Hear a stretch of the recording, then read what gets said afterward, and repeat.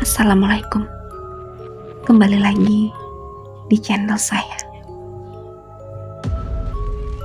Sebelumnya, yang belum subscribe, tolong subscribe dan aktifkan tanda loncengnya supaya kamu tidak ketinggalan cerita-cerita menarik dari saya.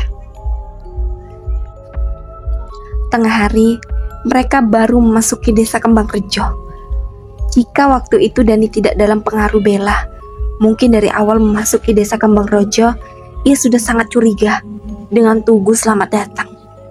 Di dekat Tugu terdapat patung pria yang terlihat aneh. Patung itu berada di belakang gapura. Tak kenapa, Dani tidak memperhatikan sewaktu kemarin keluar dari desa Kembangrejo. Patung itu persis seperti seorang pria dengan mata melotot, dan dari sudut bibir patung itu terdapat darah. Patung dibuat telanjang, dada dan memakai celana panjang. Dek, kok ada patung pria di sana? Persis seperti seorang pria. Dan berusaha mencari tahu dari Bella. Oh, itu patung peringatan, jawab Bella. Patung peringatan? Peringatan apa?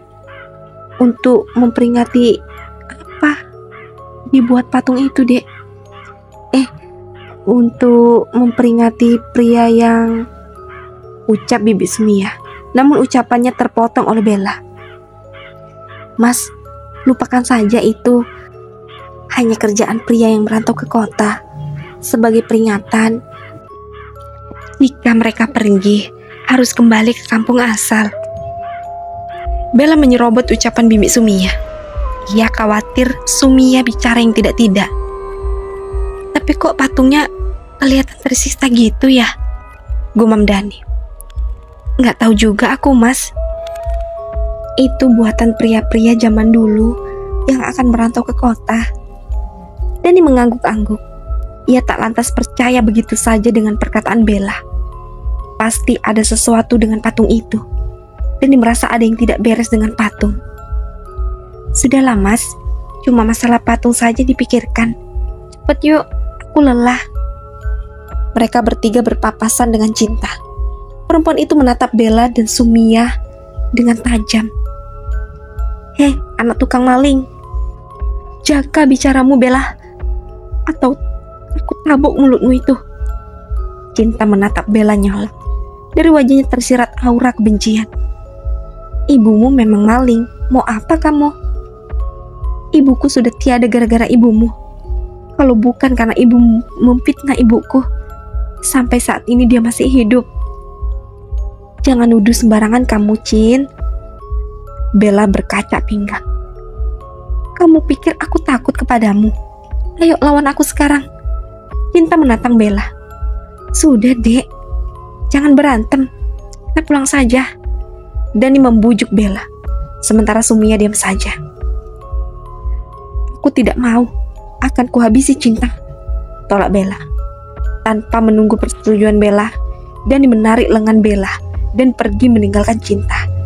Sumia masih berada di sana. Kamu ada masalah apa sama Cinta? Tanya Dani begitu mereka sudah pergi jauh. Enggak ada, Mas. Aku bicara apa adanya, jawab Bella ketus. Kamu enggak kasihan sama Cinta? Ibunya sudah meninggal. Kamu tahu dari mana, Mas? Ibunya Cinta sudah meninggal. Bella menatap curiga Dani. Dani gelagapan.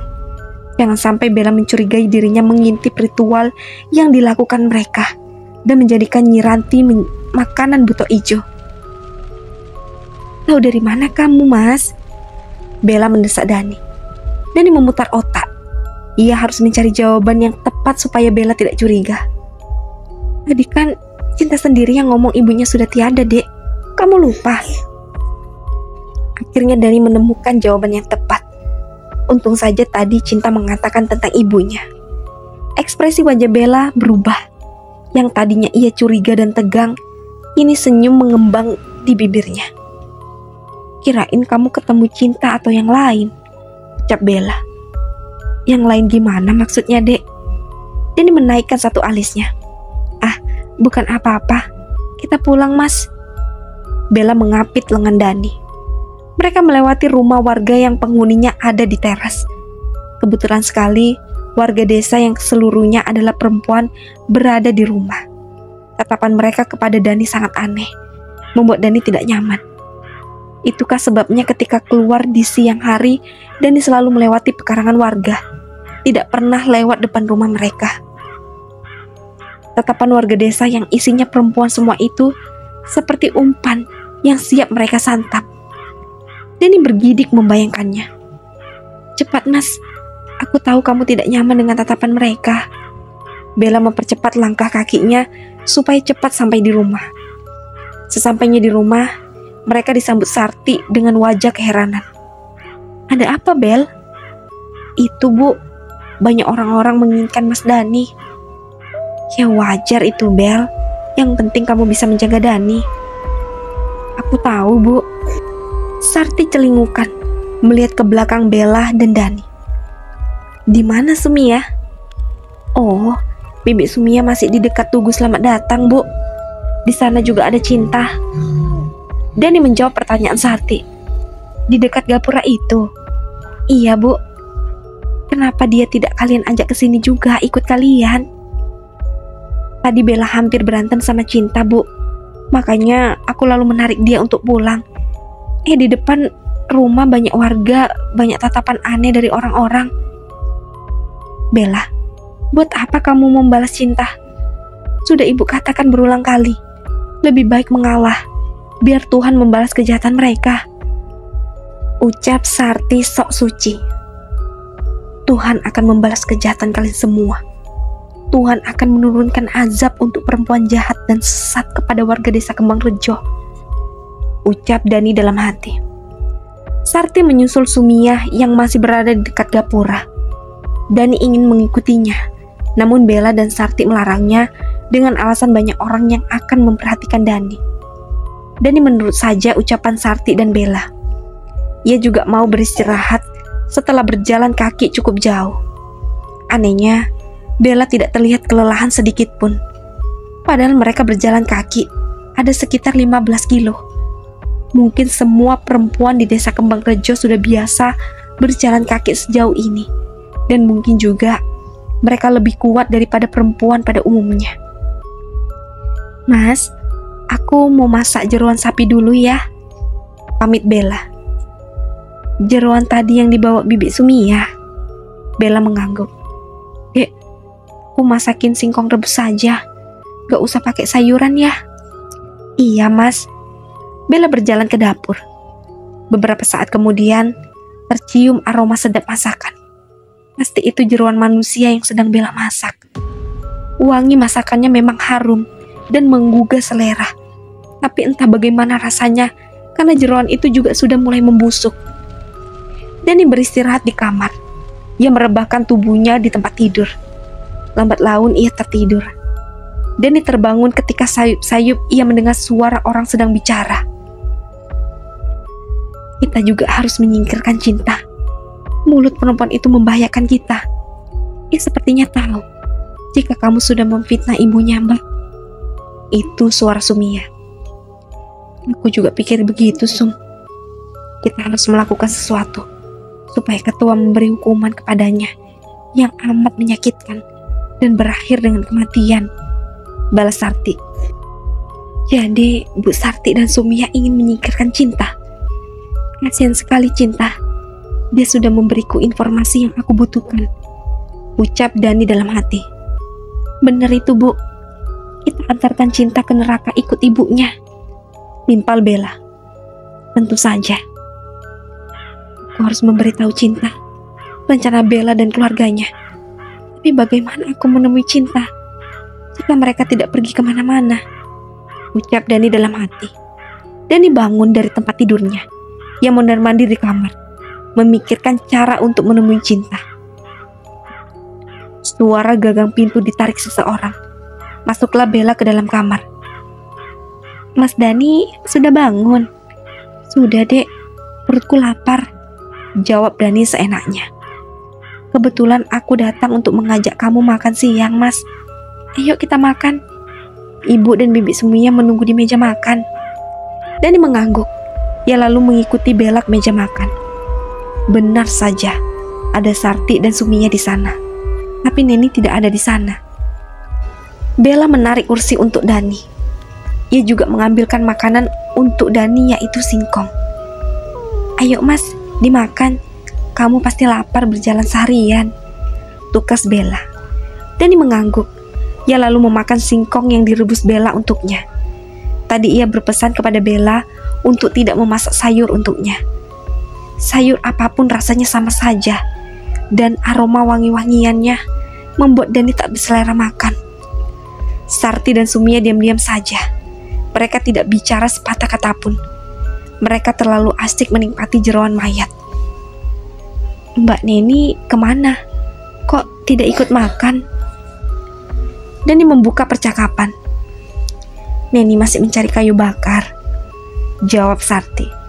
Sarti dan Bella serta Sumia kembali makan dengan rakusnya, seperti tidak pernah makan.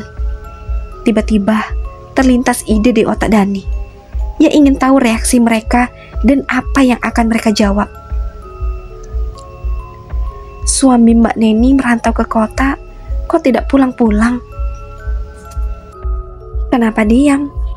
Aku pengen banget bisa bertemu dengan suaminya Mbak Neni, ucap Dani. Suaminya Mbak Neni sudah menikah lagi di kota, Mas. Bella buka suara, karena Sarti dan Sumia tidak ada yang menjawab pertanyaan Dani. Menikah lagi? Iya, Mas. Bentar, Dek. Aku ingat perkataan Mbak Neni waktu pertama kali datang. Katanya suaminya sudah mati. Yang benar yang mana? Suaminya Mbak Neni sudah mati atau merantau ke kota dan menikah lagi? Sudah mati dijadikan tumbal, jawab Sumia. Brak. Sarti menggebrak meja. Ia dan Bella mendelik mendengar ucapan Sumia yang ceplas-ceplos. Sumia, tutup mulutmu jika tidak bisa mengendalikan perkataanmu. Suara Sarti meninggi. Maaf Mbak, aku keceplosan. Dani mengernyitkan dahi. Sekarang ia yakin jika suami Neni meninggal, mungkin suami Neni meninggal kan dijadikan tumbal oleh perempuan-perempuan iblis ini. Bisa jadi mereka menikah berkali-kali, lalu menumbalkan pria yang menjadi suami mereka. Tapi sebelum ini Bella juga sudah pernah menikah. Bisa iya dan juga bisa tidak. Karena kata cinta, Bella itu masih muda seperti dia. Cinta mengatakan jika dia, Bella dan Nila dulu berteman baik. Apa penyebab mereka kini saling membenci? Apa gara-gara seorang pria? Tapi nenek-nenek mereka menanamkan rasa benci terhadap pria kepada keturunan mereka. Karena itulah tidak mungkin seorang pria yang menyebabkan keregangan hubungan Bella dan Cinta. Sejak kematian Nyi Ranti pun, Cinta terlihat sangat membenci Dani. Ia awalnya meminta Dani untuk menyelamatkan diri dan meninggalkan desa Kembang Rejo. Namun kini perempuan itu tidak peduli apapun yang Dani mau lakukan. Di sisi lain, masih ada kebaikan Cinta di hati perempuan itu. Dia tidak mau membunuh. Ia mendapatkan pria yang dijadikan tumbal pun itu dilakukan hanya karena terpaksa. Hanya yang disayangkan perjanjian perempuan-perempuan yang lebih tua. Imbasnya ke anak mereka. Seperti Cinta. Ia terikat perjanjian yang dilakukan nenek dan ibunya. Ia harus tinggal di desa Kembang Rejo dan menyesuaikan apa yang perempuan-perempuan itu lakukan. Itu Mbak Neni sudah pulang. Kesini Mbak. Bella menarik tangan Neni lembut. Ia mengajak Neni duduk bergabung dengan yang lain. Ya ampun Nen, keringat kamu bercucuran. Pasti kamu lelah. Bella, ambilkan mbakmu minum. Tita Sarti tak kalah lembut. Baik Bu. Bella mengambil air yang berada di dekat Sumia. Sumia tidak bicara ataupun mendekatkan air itu ke Bella. Sepertinya ia masih kesal kepada Sarti yang memarahinya. Ini Mbak, diminum. Bella memberikan air itu kepada Neni. Neni meminumnya sampai tandas. Ia benar-benar kehausan dan kelelahan.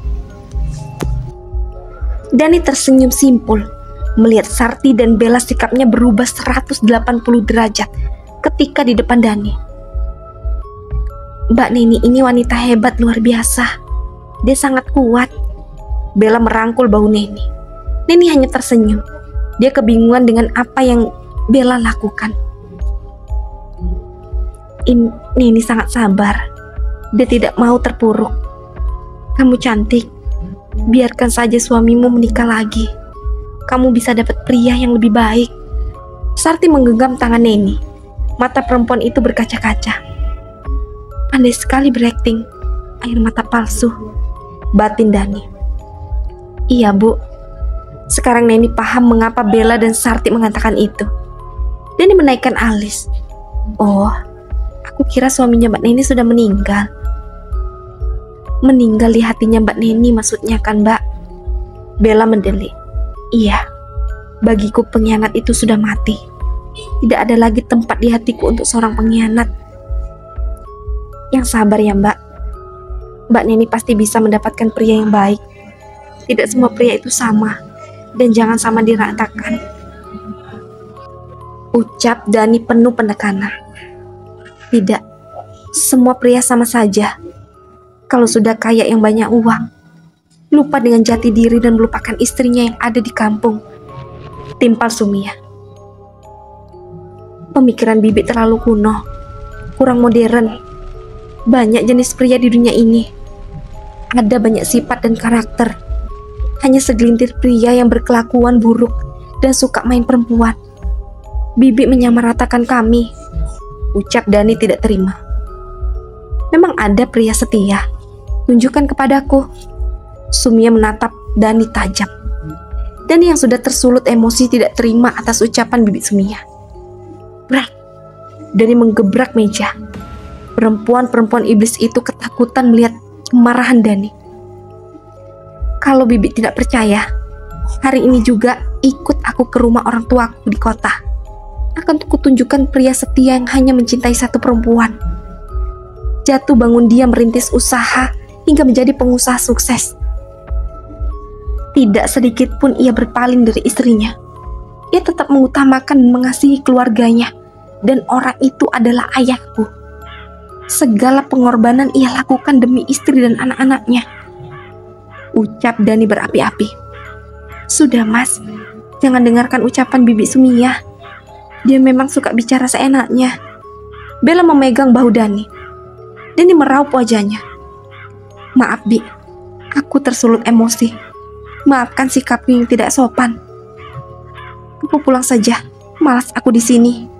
Sumia berdiri dan meninggalkan rumah Sarti. Dek, Bibi Sumia marah kepadaku ya. Sikapku sangat tidak sopan. Dani menunjukkan raut wajah memelas dan menyesal. Padahal sebenarnya ia sangat puas berhasil menggertak wanita-wanita pengabdi setan ini. Apalagi mereka sangat ketakutan ketika Dani menggebrak meja. Tidak apa-apa, Mas. Bibi Sumia memang seperti itu. Besok dia juga sudah melupakannya. Tapi ucapannya yang ketus dan seenaknya sendiri itu sudah jadi ciri khasnya dan tidak bisa diubah. Benar apa yang dikatakan Bella, Dani. Kamu tidak usah ambil pusing atas sikap Sumia. Sarti menimpali. Iya, Bu. Mungkin karena kecapean juga. Aku tidak bisa mengontrol emosi. Ya sudah, kamu istirahat saja, Mas. Dani mengangguk. Ia lalu meninggalkan meja makan dan masuk ke kamar.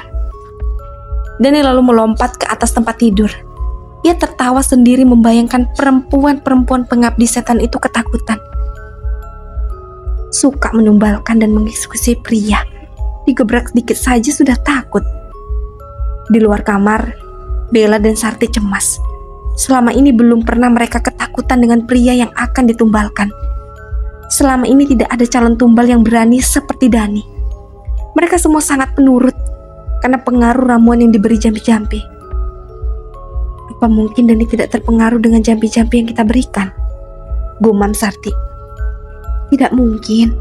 Selama ini jampi-jampi yang kita berikan tidak pernah gagal. Atau ada suatu hal yang membuat Dani tidak terpengaruh ramuan itu. Neni yang sedari tadi diam buka suara. Sarti dan Bella terdiam. Mereka memikirkan perkataan Neni.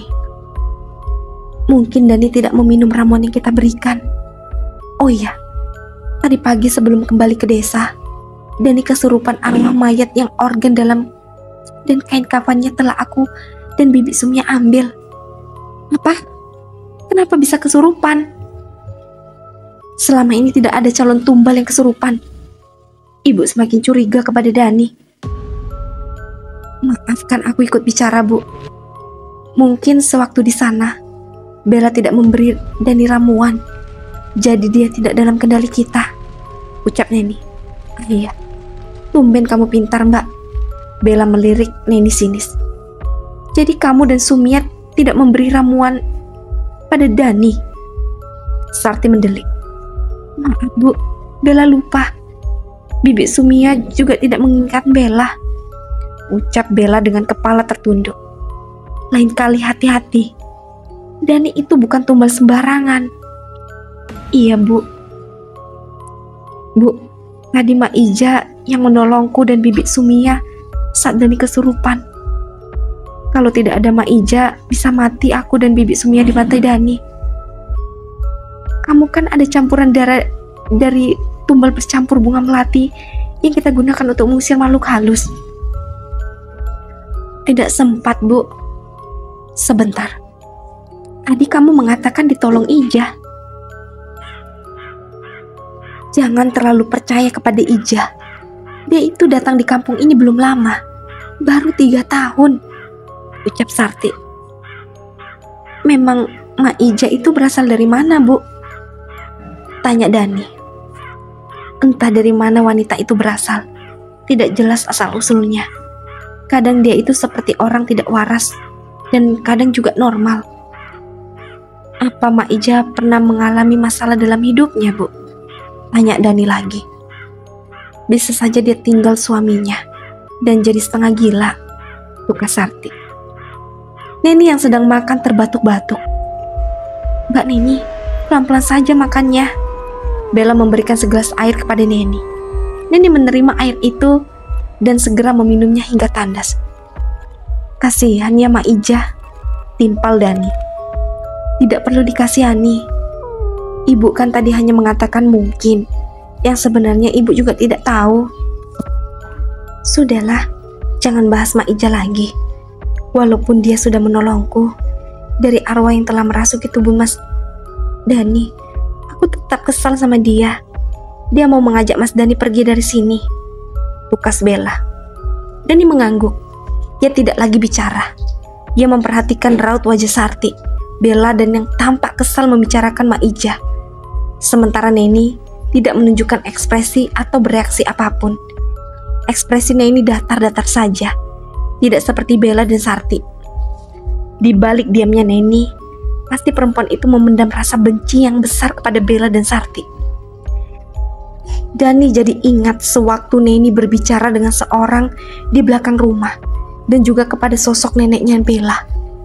Neni berkali-kali ingin membalaskan dendam kepada Sarti dan Bella. Neni diperlakukan seperti pembantu di rumah itu.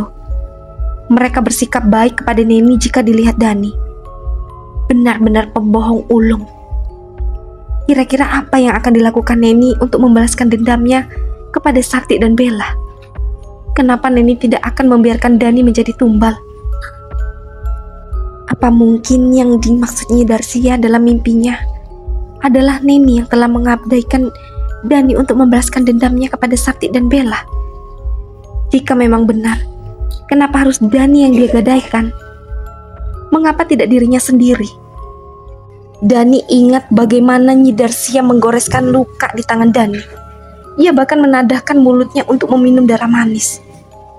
Apa karena Dani berdarah manis, makanya Neni menggadaikan Dani? Siapa Neni berani-beraninya menukarkan Dani untuk balas dendam?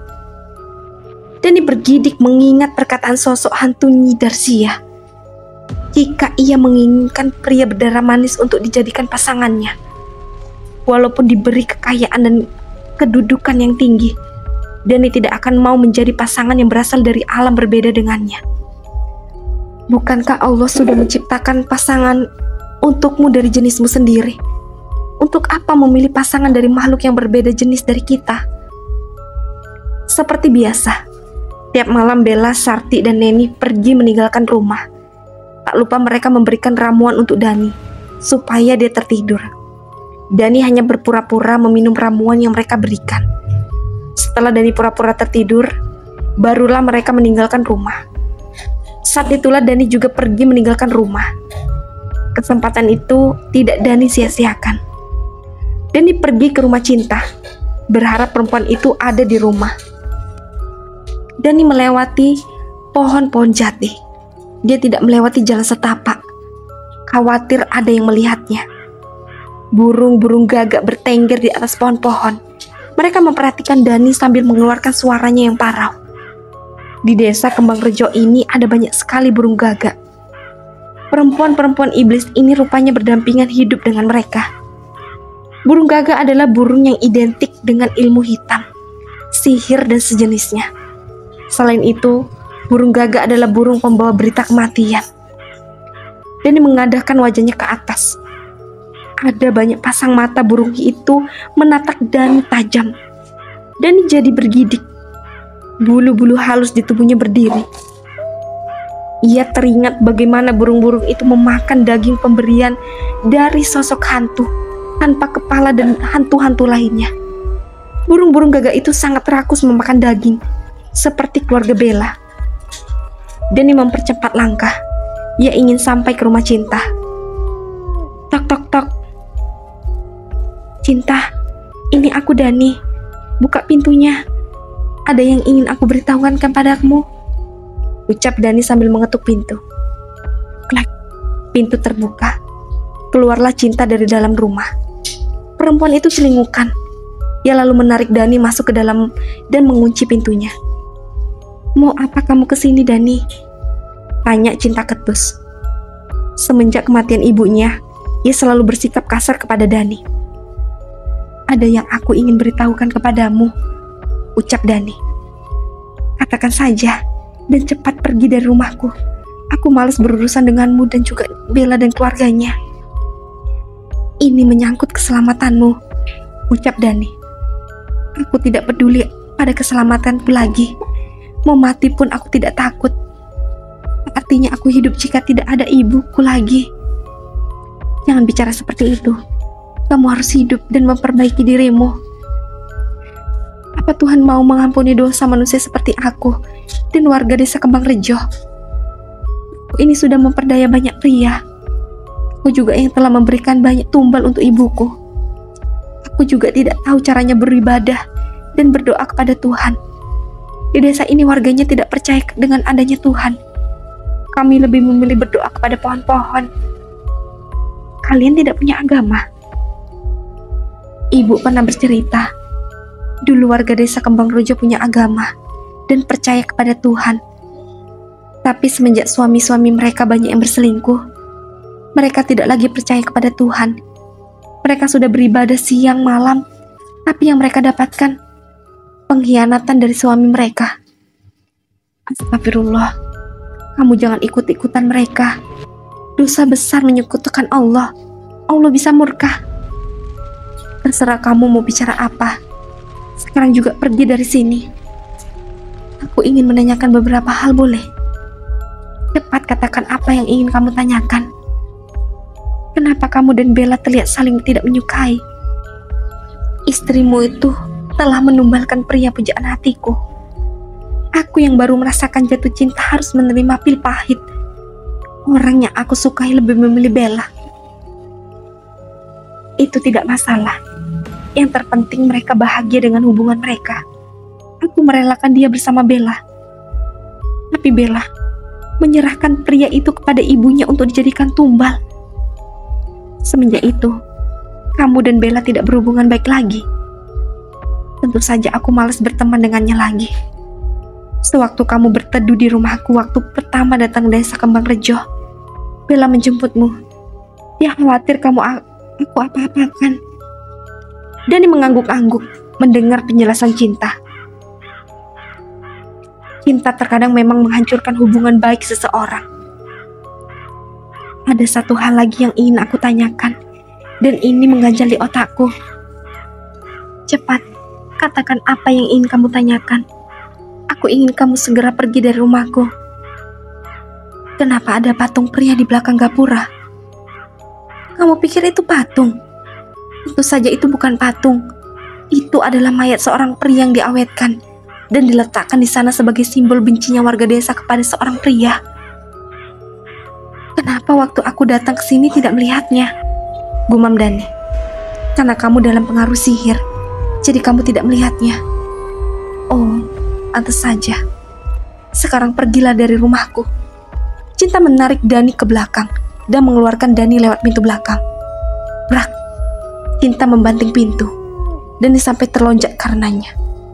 Begitu akan meninggalkan rumah Cinta, Dani dikejutkan dengan sosok Nyi Ranti dengan wujud yang sangat menyeramkan. Wajah wanita itu mengeluarkan banyak darah.